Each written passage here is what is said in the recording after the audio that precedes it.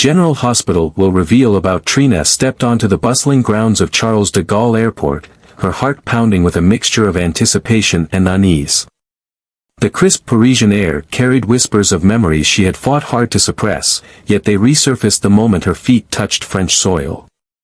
It had been months since she last walked these streets, months since she had bid farewell to the city that had once symbolized both love and heartbreak.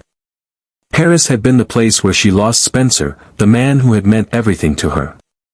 Though time had allowed her to move forward, forging a new path with Kai, the void left by Spencer's disappearance remained an unspoken ache, a wound that had never fully healed. Still, Trina could not ignore the opportunity before her. Studying at the Sorbonne had been a lifelong dream, and she refused to let ghosts of the past dictate her future. Determined to embrace this new chapter, she settled into her new apartment, immersing herself in the charm of the city. Days turned into weeks as she navigated her courses, spent afternoons in the grand libraries of Paris, and explored art galleries that left her breathless. She was beginning to find her place, to allow herself to be happy in this city again. But fate had its own plans. One afternoon, while strolling through the narrow streets of the left bank, she found herself drawn into a small, dimly lit gallery. The scent of oil paint and aged wood filled the air as she admired the works on display. Her gaze wandered from canvas to canvas until it landed on a particular painting, a portrait of a man with strikingly familiar features. The sharp angles of his jaw, the intense yet melancholic eyes, the tousled dark hair. Her breath hitched in her throat. It couldn't be. But the resemblance was undeniable. Her mind raced. Was it possible? Could Spencer still be alive, here in Paris? A mix of emotions surged within her, hope, fear, confusion. She had mourned him, grieved the loss of the life they could have had, yet now, standing before this painting, she felt as though the universe was forcing her to reopen a door she thought had been closed forever. Determined to uncover the truth, Trina pressed the gallery owner for details about the artist. Her inquiries led her to a small café tucked away in Montmartre, a quaint place known for its bohemian charm and intimate atmosphere. The owner mentioned that the man in the painting was a regular, sometimes even working there. Her pulse quickened as she made her way to the café, her mind spinning with possibilities. As she stepped inside, the soft hum of conversation and the scent of freshly brewed coffee filled the space. Her eyes darted across the room, searching, hoping. And then she saw him. Spencer. He stood behind the counter, pouring coffee with an air of practiced ease, his expression unreadable, his movements familiar yet foreign. He looked the same, yet different. Older, perhaps a little worn, as though life had etched its trials onto him. But there was something else, an absence in his eyes, a lack of recognition. He glanced at her, their eyes meeting for a fleeting moment, but there was no flicker of familiarity, no sign that he knew who she was. Trina's breath caught. He didn't recognize her. A lump formed in her throat as she forced herself to remain composed. She had imagined this moment 1,000 times, but never like this. If Spencer truly had no memory of her, of their love, of everything they had been through, she couldn't simply overwhelm him with the past. She had to be patient. Careful. So she stayed. She ordered a coffee, sat in the corner, and watched from afar. And as the hours passed, she realized one thing: whatever had happened to Spencer, whatever had taken him away from her, she was going to find out. And she wasn't going to lose him again. Trina spent her first days in Paris fully immersing herself in her studies, determined to make the most of her time at the Sorbonne. Glimpses of a life beyond his reach, flashes of faces he should know but could never quite place. Sometimes, he would wake with the distinct feeling that someone was waiting for him, someone he had loved deeply.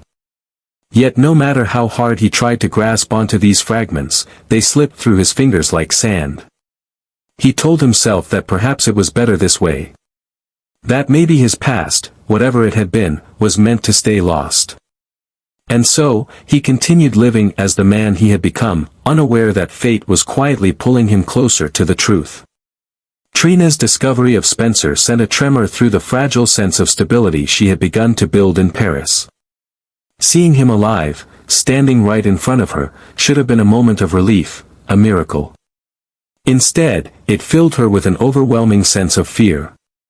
Spencer had no memory of her, no recognition in his eyes when their gazes met, and while that should have been devastating, a part of her told her it might be for the best. Because if Spencer ever remembered who he truly was, if he ever recalled the life he had left behind in Port Charles, he would be in danger. The past wasn't as far behind as she had hoped. Spencer's disappearance had been shrouded in mystery, and Trina knew all too well that there were people who had wanted him gone. If he were to return, if his presence became known, the same forces that had once sought to destroy him would not hesitate to finish what they had started. She couldn't let that happen. The thought of him walking blindly back into the lion's den, unaware of the threats lurking in the shadows, made her blood run cold. But what was she supposed to do? She couldn't simply ignore him. She couldn't pretend he wasn't here, breathing the same Parisian air, living a life that wasn't his. And yet, if she rushed to tell him the truth, she risked undoing whatever had kept him safe all this time. If Spencer started asking questions, if he tried to reconnect with the past, he could be signing his own death sentence. Trina wrestled with the weight of the dilemma. Every instinct told her to protect him, but that meant keeping secrets, making choices that felt unbearably cruel. Could she really stand by and let him continue living as a stranger in his own life? Could she handle the pain of knowing he might never remember her, never return to the love they once shared? As the days passed, she made the difficult decision to tread carefully. She would watch over him, stay close without revealing too much, ensuring he remained safe without exposing him to the past that could destroy him. But deep down, she knew it was only a matter of time. Memories had a way of surfacing when least expected. And when that moment came, when Spencer finally remembered who he was, she could only hope she would be ready for the consequences. The realization that Spencer had completely lost his memory struck Trina with a sadness she hadn't anticipated. At first, she had clung to the hope that maybe, just maybe, there was a flicker of recognition buried deep within him, that if she stayed close enough, if she spoke the right words, something in him would awaken.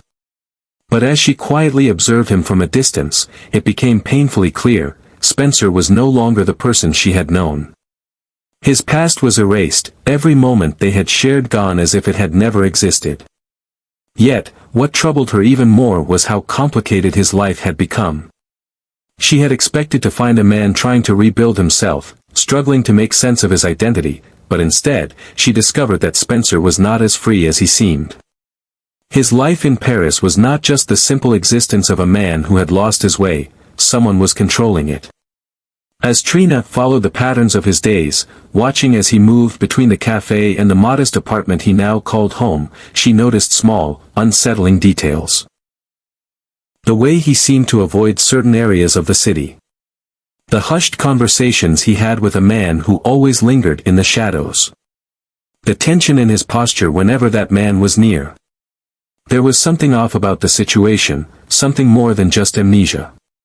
Then, one evening, as Trina discreetly watched from a distance, she finally saw the man clearly, the one Spencer answered to.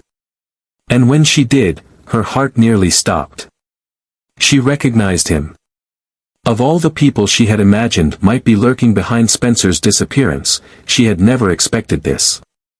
The man who held Spencer's fate in his hands, the one keeping him trapped in this false life, was someone who should have never been near him. A powerful force from their past. A man who had every reason to manipulate Spencer. Trina's breath hitched as the realization sank in. Spencer wasn't just lost, he was being controlled. And the worst part was, he didn't even know it. Whatever this man had done to him, however he had stripped Spencer of his past, it had not been by accident. Someone had orchestrated this, ensuring that Spencer remained in the dark. The question was, why? And more importantly, how was Trina going to save him before it was too late? Trina found herself standing at a crossroads, torn between the life she had started to build in Paris and the ghosts of the past that refused to let her go. Kai had been her anchor, a presence that brought comfort and stability when she needed it most.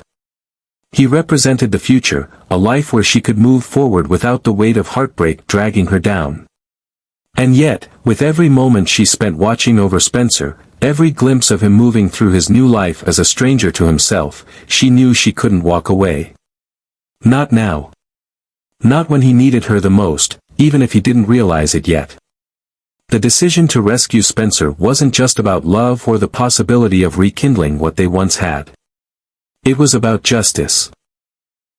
It was about making things right. Whoever had taken his memories, whoever had rewritten his life and placed him under their control, had no right to do so. Spencer deserved to know the truth, to reclaim his past, even if it meant reopening wounds that had never truly healed. But how could she help him without risking everything? If she made the wrong move, if she acted too soon, the people controlling Spencer could disappear with him again, this time for good. She had to be careful, strategic. So she started gathering information, playing the long game. She watched, listened, followed Spencer's new life as though she were piecing together a puzzle. The more she uncovered, the more she realized how deep the deception went. Spencer wasn't just living a lie, he was trapped in one. The man who controlled him wasn't just some stranger who had taken advantage of his amnesia. He had a purpose. He had plans. And whatever they were, they did not include Spencer ever remembering who he really was. Trina knew she couldn't do this alone.